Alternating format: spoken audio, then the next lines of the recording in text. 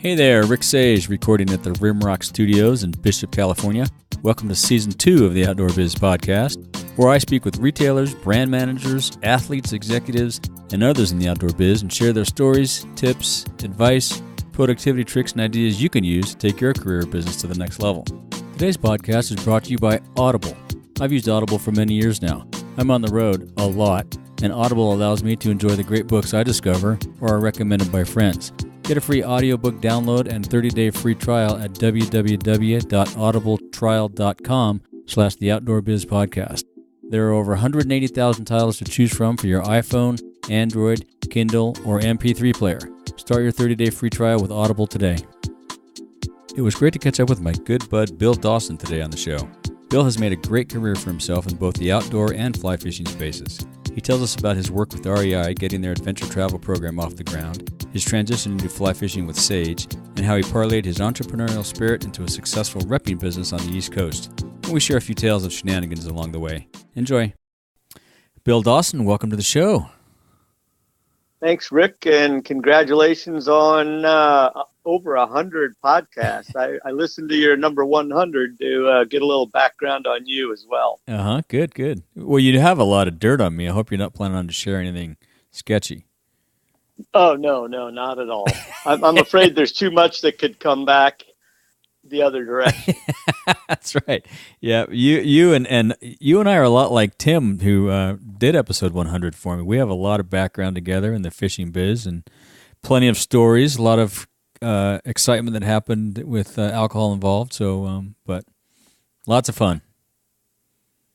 Absolutely. Good times fishing. You put me on my first redfish out there in the flats, which is fun. My first striper. Man, good times.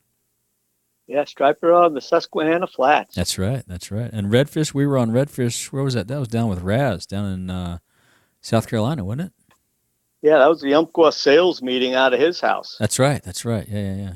That was very fun. That might have had a boat on the beach story, but I'm not sure. I think it did, and I think there are photos, but we won't mention that. Yes. It's a good thing we had that extra bottle of scotch. I think we thought it was tailing fish coming at us, but it turned out to be the bottom getting closer to the water. Right. Well, we had some good time to, hang out, swap stories, finish that scotch, smoke a cigar. I got a nice shot of Raz standing up on his polling platform, so it was worth it. I'd like to see that photo again because that was a hilarious day. Yeah, I'll send you those when we hang up. I still got them. Save them all. All right. You know how that goes. So let's start with your passion for the outdoors. Where's that come from? You've been in all kinds of outdoor adventure travel activities over your career and life. How did you get involved in that? That is family. Mm-hmm. My dad started us off early, and so I grew up really hunting and fishing and camping with him. Actually went to the Orvis fly fishing school in 1969 with him. Wow. And that's when that was you stayed in the motor coach inn across the street from the bamboo factory and went out in the pond behind the factory and learned how to cast and whatnot. Wow. Was that up in Vermont? Yeah, absolutely. Very cool. Yeah. Wow. That must have been a cool experience. Yeah, so we did that, got a little fishing in. Interestingly enough, I did that with a cast on my leg, so I didn't get to wade in any of the streams and do that portion of the school. What'd you do? But I think the guy that hit me in a lacrosse game was a leftover from the football team. Gotcha. So that was a good portion of it. But then I also got into skiing, interestingly enough, and that was back in the early days in Pennsylvania. And I can still remember to this day my dad coming back from a European business trip and handing me a brand new pair of leather buckle boots. Yep. And up to that point, you had a you had, tie boots, and you had a little tool that you could pull tight on the laces and get them tight enough. Right. Were they still wooden skis, or were they fiberglass skis at that point? No, let's see, those were wooden, I think. Yeah. But it was very short course into the fiberglass world. Yeah, cool. And I didn't know you were a skier. Do you still? I mean, you don't have much skiing back there like we have out here, but do you still ski? You go to Colorado a fair amount, don't you? I do, but I don't ski anymore. My knees aren't qualified for that activity anymore. Yep, same. Yep, I had one of mine drained the other day. Yep. Yep, I'm looking at some kind of an injection to make them new again. So that's coming up in the next 3 weeks. Well, I'll tell you, I can talk to you offline about that. Those are amazing. It literally is as advertised, like WD-40. Go get it done. Yep. Oh, yeah. Well, I'm crossing my fingers. Yeah, I've been doing those for years. Yeah, it's fabulous. So we don't want to bore people with knee stories. We could go on all day. Right. What was your first outdoor job then after all that young outdoor activity as a kid? Well, that turned out to be, I moved to Breckenridge in 1972, and I always teased my kids that I was on the World Pro Fun Tour. And I lived in Breckenridge for about 16 years. So I guess you could say my first outdoor job was concrete forming and pounding nails so that in the wintertime I could teach skiing. Right. We all did that. Yeah. So I taught skiing at Breckenridge and started the first children's ski school at Breckenridge. Oh, wow. Cool. And I had various and sundry other jobs in all that time in Breckenridge, like, working at Rec Sports. And we started a company called Pioneer Sports, which was a ski rental company shop at the base of Peak 9.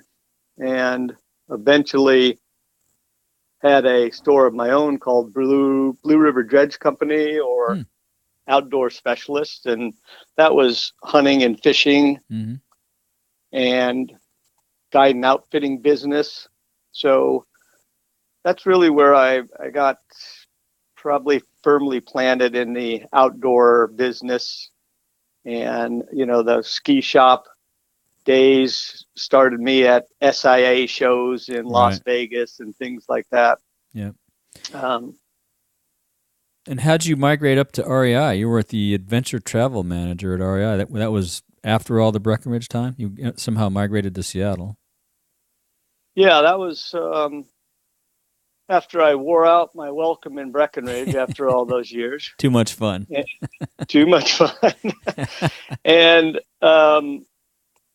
started looking around for other opportunities. And at the time, my sister was in Seattle, and I went after this REI adventure travel manager job and got it. Oh, wow. Cool. And so I was hired to manage the new travel program at REI. Did you have any adventure travel trips by that time in your background or anything?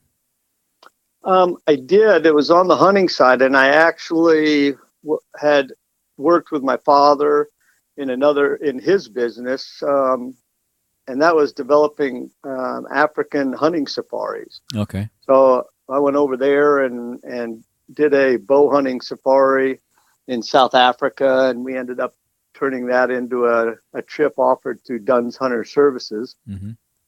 So I had that, in my background, along with all the other outdoor experience. Right. And so at that point in time, it was a joint venture with Mountain Travel. Right, I remember that. Right. That was before the Sobek, joining, and so I worked with Leo LeBon and Dick McGowan with Mountain Travel. Yep. And at probably a year or so into it, though, we actually transitioned it into a full in-house adventure travel company within REI, and actually severed the relationship with Mountain Travel. I think we did some work when I was at Eagle Creek with you guys too. Around that time, there you guys were, or maybe might have even been before Eagle Creek at A16. My buddy Tim, who interviewed me on episode 100, he set up the adventure travel kiosks at all the A16 stores. They were kind of headed down in that mode, and I think REI was a pretty big partner in that.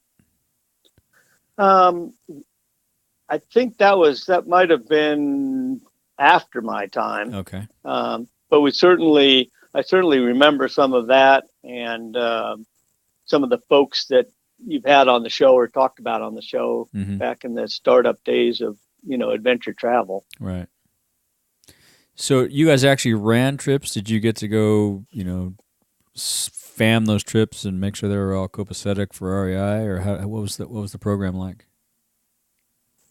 We did, and I worked with some great folks at REI that really developed a lot of the trips and a lot of the programs going forward, especially like Frith Meyer, who, really headed up our Russia trips and our Kamchatka trips and things like that, where she was really the pioneer in all of that. Mm-hmm.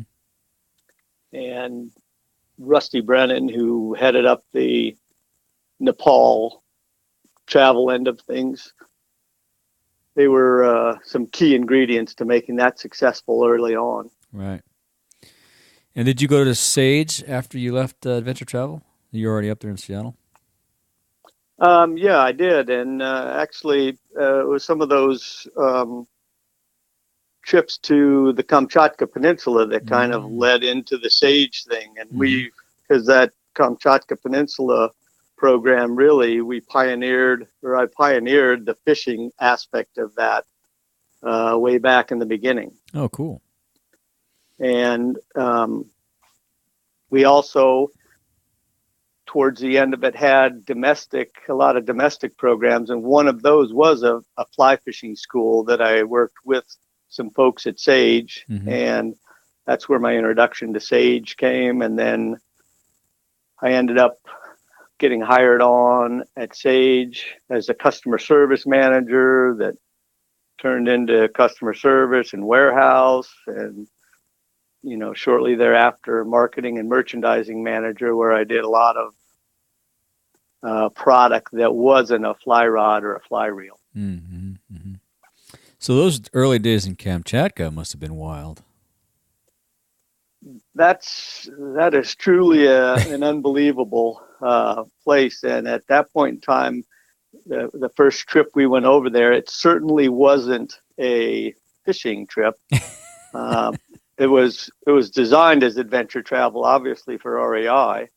However, I had every intention of squirreling away some fishing equipment, like one rod and a little box of flies and everything else. And it was phenomenal fishing, phenomenal fishing, because they just dumped us on the Japanava River and, in rafts from orange military rafts and a wooden paddle. Wow. And sent us down the stream, and we stayed in hunting huts along the way. How'd you get to the stream? One of those big military helicopter transport things? Oh yeah, that's how we traveled into the Kamchatka Peninsula. So it was very rustic, and it was a far cry from what you see today, but truly a once in a lifetime adventure for me. I'll bet. What was the river like? Was it a class 4 hairball river, or was it pretty mellow?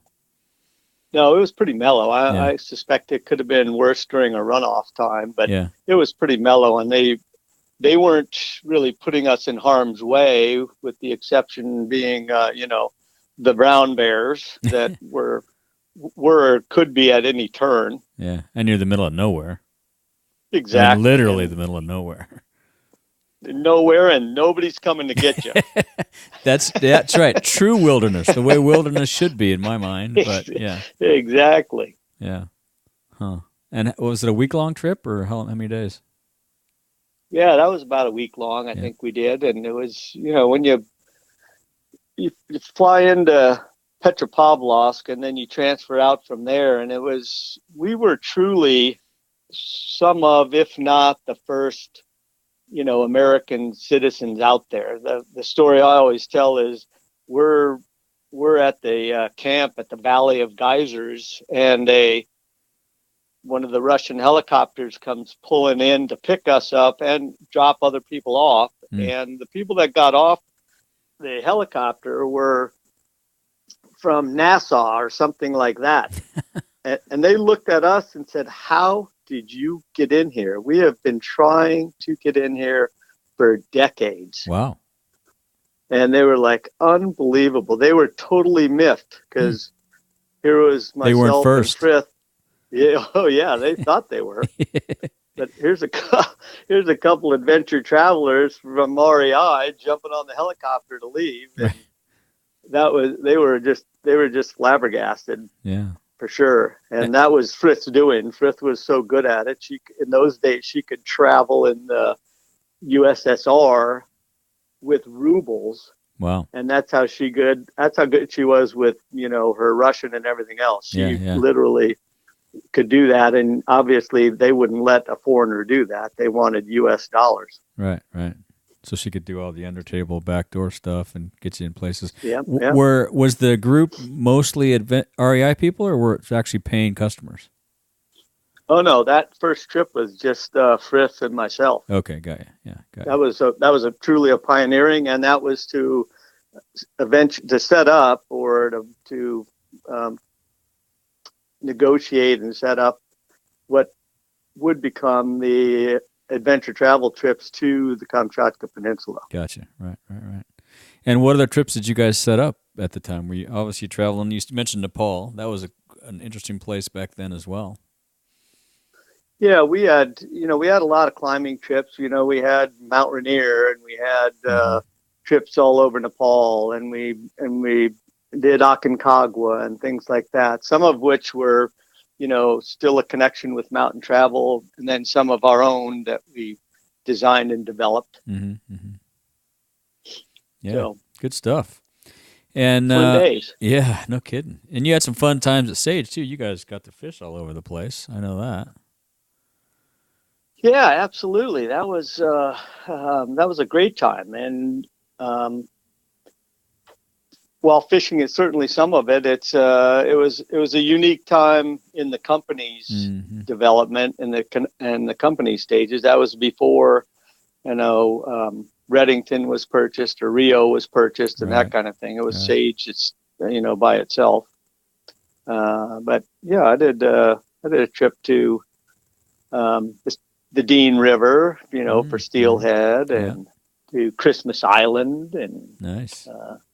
Certainly, you had to go to the Keys and chase tarpon. So all under the guise of work. Of course, yeah. That's how we roll, man. Come on.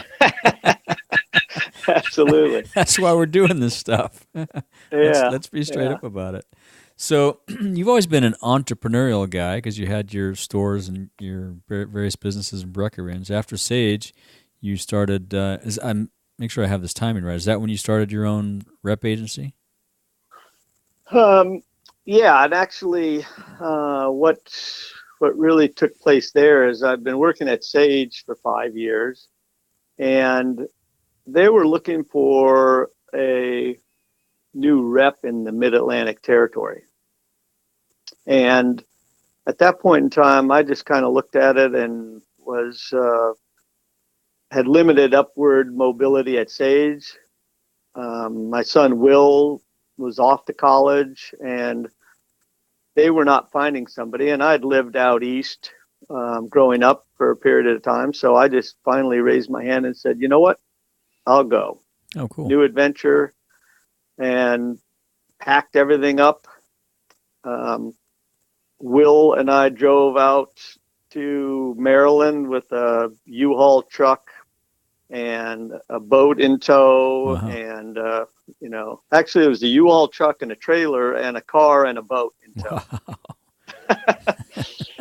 And that was it. And with Will shaking his head saying, you're moving out east? Why does anybody move out east?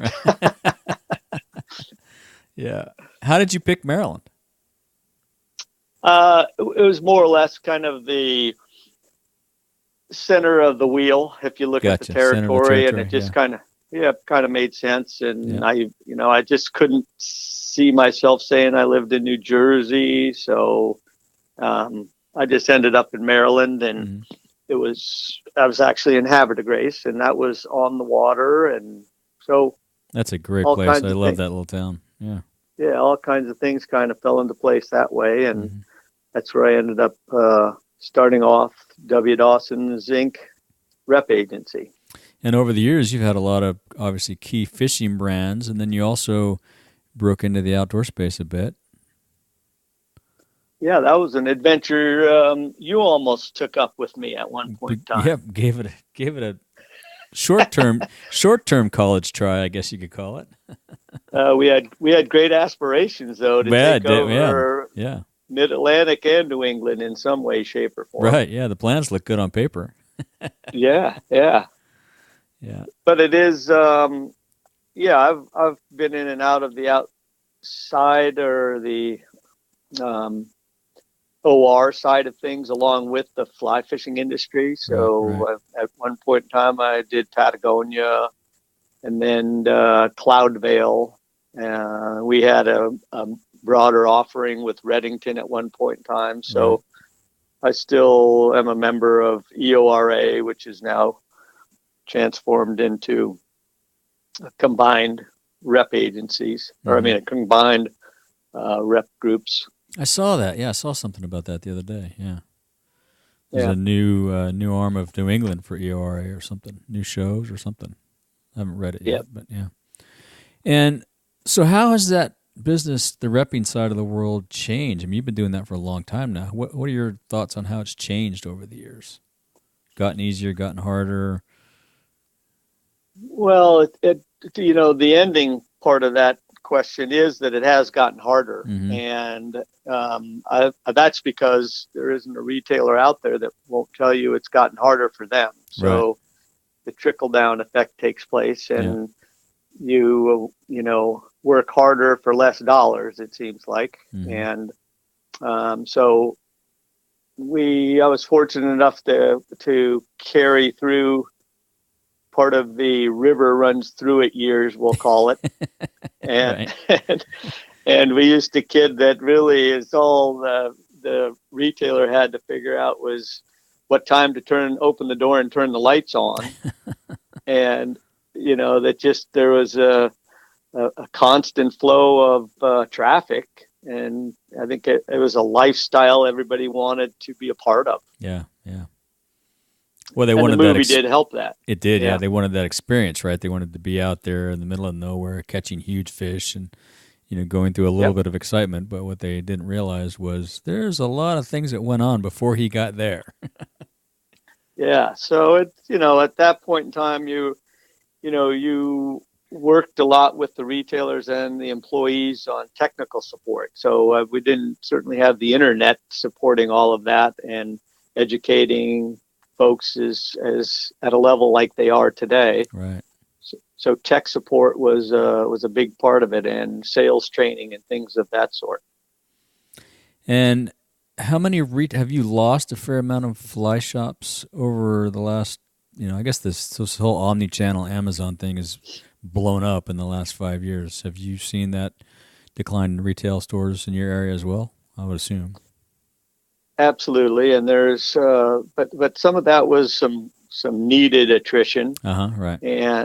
And the better stores got bigger, and some of the smaller stores went away. Yeah. But it still always amazed me that it seems like there's another soul out there that wants to combine their avocation with their vocation, and they are willing to open up another retail shop somewhere, and under the guise that it's a area that's not being supported currently. Right. And they're going to do it differently.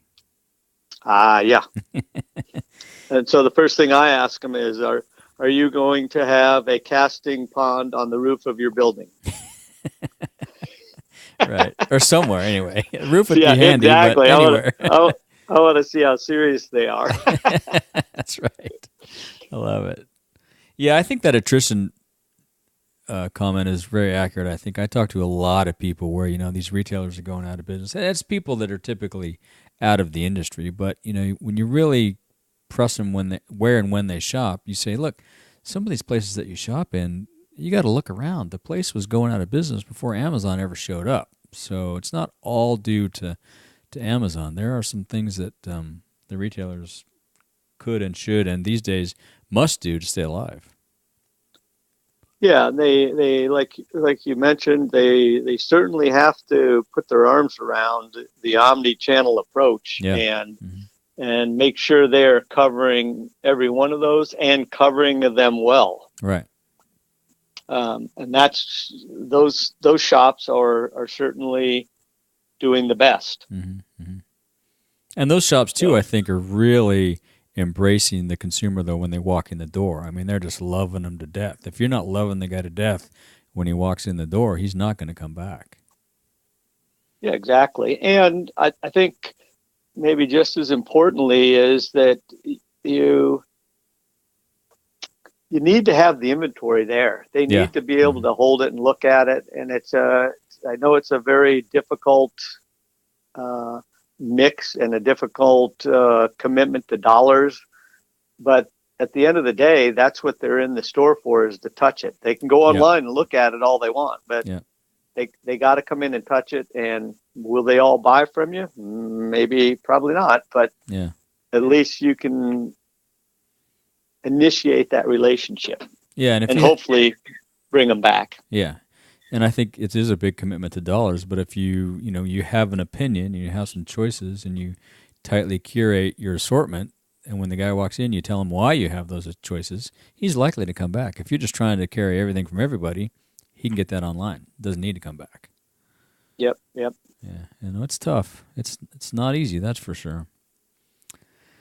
So what are, over your long career of outdoor fishing, adventure travel, what are a couple of accomplishments you're most proud of? Well, probably the pioneering of those fly fishing trips to Kamchatka is something that I look back on with great memories. Have you been back there since? Yeah, we did go back and we went back and actually filmed a movie there with a friend of mine who's a filmmaker out of Chicago, Rich Christian. Oh, cool. And those were with the intent of trying to do more on the fly fishing side of things. So we went back to actually set up fly fishing trips as well, because I had come back and I'd done a slideshow in Seattle at one of the sportsman's shows, and that group was obviously very interested with those rainbows, or are they anadromous steelhead, or what? Do we know exactly what they are? So we went back and we're tagging fish and taking scales and doing all kinds of fun stuff like that in the early days of developing some of those. And obviously the fly fishing trip side of it ended up in a number of different hands, but they certainly got pioneered over there early on. Yeah, very fun. Yep. I think then the other one I'd give you probably is coaching my son Will to his fifth straight state lacrosse championship at Bainbridge Island High School. Very cool. So, got to throw that one in there. Yep, good. Yeah, good shout out to Will. I think he'll hopefully he's listening. Yeah. Make sure he's listening. You'll be happy to know I did not reach out to him for any questions. So. There's no surprises. That's because you probably had enough yourself. That could be. Yeah, for sure. Yeah. So how about some of the mentors along the way that have helped you in these various industries, or probably your dad's one of the biggest ones, getting you into the whole thing, right? Yeah, certainly he is. And, I did a lot of trips with him over the years. Memorable one, Will and I took him to the Bighorn fly fishing. So that was a great time, 3 generations together on the Bighorn River. And I had fished a lot of that from the Colorado days. So that was a great trip, a fun trip with him. That's awesome. Yeah. and I hope he's listening from above. I'm sure he's gone. I'm sure he is. And then I would say Bob Corbel from REI. He was the vice president of REI, and he's who I worked for at REI Adventures. And Bob's a great friend and was just one of those great bosses that you hope to have somewhere along in your career. That's good. Yeah, I don't think I met Bob. And Bruce Kirshner from Sage, I think you know. Yeah. He certainly was one of the great ones and great person to work for. Mark Bale from Sage, who I still work with, and I got to throw out there the final one, Dave Ferry from Columbia. Sportswear, a rep, and I still tarpon fish with Dave and everything else, and he's just a wealth of information in that outdoor industry, and over the years certainly have looked to him for insight and advice. That's great. Those are good ones. We've all had them. Couldn't done anything we've done without him, I'll tell you that. Well, yeah, and I guess since I work for you, I guess I'm supposed to say, Rick Sage too at Umpqua. Well, I tell you what, you guys, I got more from you guys than you guys got from me. I'm sure that was, I had not been in the fly fishing business when Jeff hired me there. I think he hired me for my outdoor sales experience, whatever qualifications those entailed. But I learned a lot from you guys. That was, a great experience for me, just getting indoctrinated into fly fishing and how that whole small business works, and fortunately got to fish in some great places. So I think I learned more from you than you guys did from me. That was fun. He told us he was hiring you to whip us into shape. So do you think that ever happened? I think it happened in some cases. Yeah. Some of you guys were unwhippable, but that's good. I think I made some progress there. Yeah. And I know you've also been a strong conservationist. What are about some of the nonprofit groups you work with or support? I've got a number of them, and they're not any of them that I work with on a regular basis. As you remember, I would come and go from some of these when time would allow. Right. And as my rep agency is one person today, my nonprofit work is pretty limited, but over the years, Project Healing Waters Fly Fishing, I was on their board of trustees and worked with them for sure. Fishermen's Conservation Association, that's the folks that do the Manhattan Cup, and certainly have worked with them. You remember the Jim Range National Casting Call and the Family and Youth Casting Call. Both of those I worked and actually chaired for, 10 years or something. Are those still going on? No, they're not. Oh, bummer. And that was all in Washington, D.C. Yeah. And then other ones that I stay involved with and help out where I can are like Delta Waterfowl and National Wild Turkey Federation, Trout Unlimited, those kind of things. Right. Over the years, certainly have stayed attached to those. Right. Obviously a lot of local things, yeah. Yep. Cool. And what outdoor activities do you participate in to these? I know you're a big hunter and fisherman. Yeah, well, the turkeys currently are like 18 and I'm 0. So so I try to get out there and sit in the wild whenever I can. I do, as you know, enjoy waterfowl hunting and deer hunting and that kind of thing. And obviously love to go down and chase tarpon and try to get in a Bahamas bone fishing trip on a yearly basis when possible, those kind of things. Certainly I do. And some biking here and there. I do motorcycle ride these days. Oh, cool. And that's probably the majority of it. That's good. Those are good activities.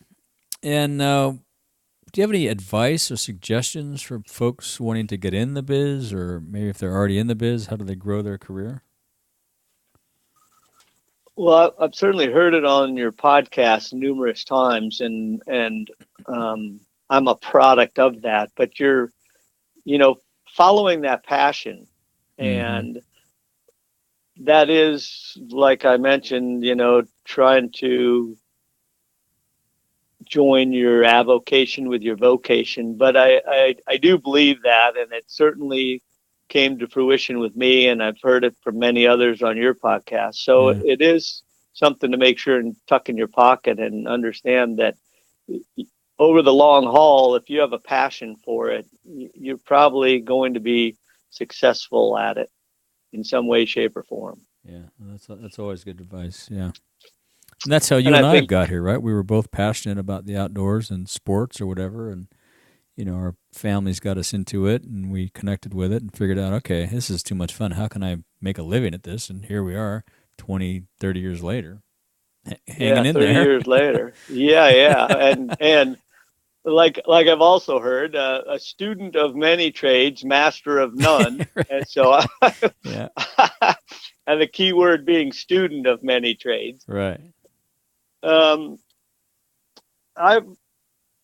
other things I would pass along, and these are from my coaching days, and I would be remiss in not mentioning them. My son will laugh because I always told the kids that it's a game of inches.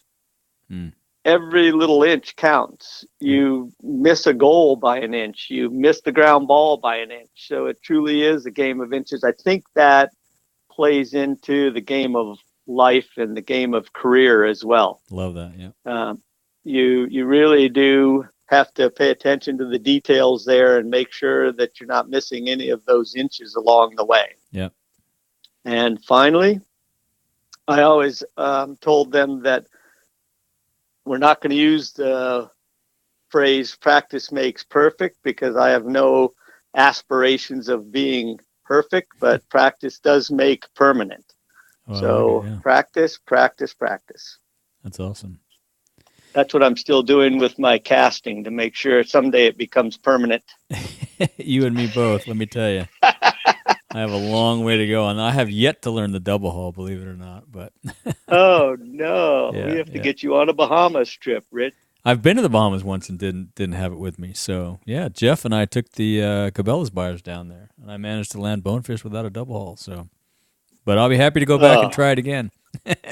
You went to the Bahamas and there was no wind. You lucky dog. There was wind. I think we had one day of wind. Yeah, but and then the windy days we were fishing around the coves and the mangoes and stuff, so we were tucked out of the wind. But yeah, right, very fun. But I'd go back in a second, anytime. Yeah, very fun. I love it over there. It's awesome. Yep. And how about some? Do you have a daily routine or any daily things you do to keep your sanity? Do you meditate? I'm sure you play with your dogs. You still have dogs, I would assume. I do. We're down to 2 dogs, so okay. I'm not much more than my 2 wonderful cups of coffee in the morning, and the 2 dogs that think they know what's the best time to get up. I really don't have anything that I do on a regular basis. Okay. As far as keeping my sanity. Yeah. I think all the things that I'm trying to do aren't helping, so maybe I'll go back to my old routine. mine's under the KISS plan. There you go. Yeah. Walk the dogs, get my coffee, and I'm off the roll. There you go. Keep it simple. I like it. Yeah. How about books? Do you have any favorite books, or do you give books as gifts very often? I've never really been a book gifter of any kind. I do like books. Most of mine, if not all of them, were really around an escape. So mine are all the kind like a Michael Conley and the Bosch series, or the Lee Child and the Reacher series, James Patterson and Alex Cross, Grisham, those type of books. I've got, bookshelves full of those that at this day and age, I'm pretty sure, and I should say my age, I can probably go back and read them all again and won't know which ones I read and which ones I didn't. Well, that's the good news as we get older, right? Hey, this is a great book. Yeah, then you go, a great book. And you go home and look on the shelf. Jesus, there it is right there. You get about halfway through and go, oh, now I remember it. That's great. Yep. So I have shifted over to podcasts, though. That's okay. Yeah. That's really what I do more of on a regular basis, and again, that's just traveling or whatever else. I do enjoy listening to those. What are some of your favorites there? Well, you can't go by a week without a little car talk or something like that. Mm-hmm.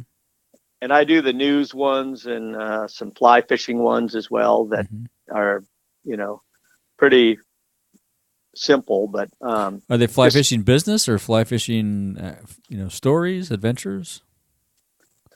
They're fly fishing business related kind of things. Mm-hmm. April Bokies, the Drake has one. There's a couple of podcasts there that are just fishing adventures, fishing people, that kind of thing. Oh, cool! Send me a couple of links. I'll link to those in the show notes. I'd like to find a couple of those too. That'd be good. Yeah. Okay. And how about a favorite piece of outdoor gear under $100? Under $100. Now, I have to qualify this, and this is in the interest of full disclosure, but the number one thing has got to be a buff. Oh, I like it. Yeah. And yes, I do rep them, but I can honestly say that I was wearing a buff long before I started repping them. Yep. Mm-hmm. So I don't care whether it's fishing the flats, in the Bahamas or sitting in a tree stand, freezing your butt off, I've got a buff with me. Yeah. And in some cases it is sun protection. In other cases, it's just great to have around your neck and stay a little warmer. Yeah. Or camouflaged. Yeah. Right. Yeah. No, those are good. We'll link to that. I have a couple myself. Great sun protection. Yeah. And one more I'll give you too. Yeah. You gotta, and this is, for your hunting and fishing in the cold scenario, but, and again, maybe this has something to do with, blood circulation, but a Thermacell hand warmer, those things are unbelievable. Okay. And they're just a plug in, so you don't have to deal with batteries, keep them charged up, throw them in your pockets and go. Oh, good. I don't know about those. Of course, I live out here in Southern California. Don't need them, but. Yeah. I'll check that out. I'll link to that too. And as we wrap up here, do you have any other thing you would like to say to our audience or ask of our audience? No ask, unless the idea of passing on, our outdoor fishing and hunting legacy is an ask. I would good. Say that has to be top of mind for us all these days. Yeah. On all levels to continue the conservation side of it, as well as the, health of the industry side of it and public lands and access side of it. So that without some new faces amongst us, I think we've got a big challenge ahead of us. So I say pass on the legacy. Yeah, that's good. It's nice to see. I mean, there for a while, these shows were getting pretty gray-haired, but it's nice to see a bunch of young folks in there starting up new brands and joining old brands, and it's moving. So maybe not fast enough, but it's moving. Yeah, that's good. And if people want to find you, what's the best way for them to reach out, and if they have any follow-up questions or anything? Bill at wdawsons.com. All right, Bill at wdawsons.com. We'll link to that in the show notes. And thanks, Bill. It's been great catching up. We'll have to do this on the water again sometime soon. Yeah, Rick, great catching up with you. Again, congratulations on your whole podcasting and a new job, I heard. Yeah, that's right. Yep. Down in Southern California with Aquatech, selling the best underwater camera housings in the business. So I've used one for years. Perfect. Love them. Yeah, it's very cool stuff. All right, man. Thanks. We'll when I get back to the East Coast, if you find your way out this way, let's get together for sure. It's been a long time. Been too long since we've seen each other. Yep, you bet. All right, bud. Thank Thanks. you. Yep. All right, I hope you enjoyed that conversation with Bill Dawson. You can catch up with Bill by email at bill@wdawsons.com. That's WDAWSONS.com. You'll find links to everything we discussed in the show notes at theoutdoorbizpodcast.com/episode 104. Be sure to hit your favorite podcast app and subscribe today. Thanks for listening. Today's episode is brought to you in part by the Something About Nothing podcast. Think the Seinfeld show meets your favorite morning show. It's a few regular folks from outside Seattle, Washington talking around the table about sports, the news of the day, and the absurdity of life. Something About Nothing is an entertaining variety show that covers all the stuff you want to talk about but aren't supposed to. Available wherever you listen to podcasts, including Spotify. Check it out today. Just search SOMETHIN about NOTHIN. You won't believe how fun listening to a show about nothing can be. If you want more of the Outdoor Biz podcast, you can subscribe on iTunes, Stitcher, or wherever you get your podcast. Be sure and go to the outdoorbizpodcast.com where you'll find all the episodes, show notes, and much, much more. Thanks for listening, and until next time, be sure to make time to get outside.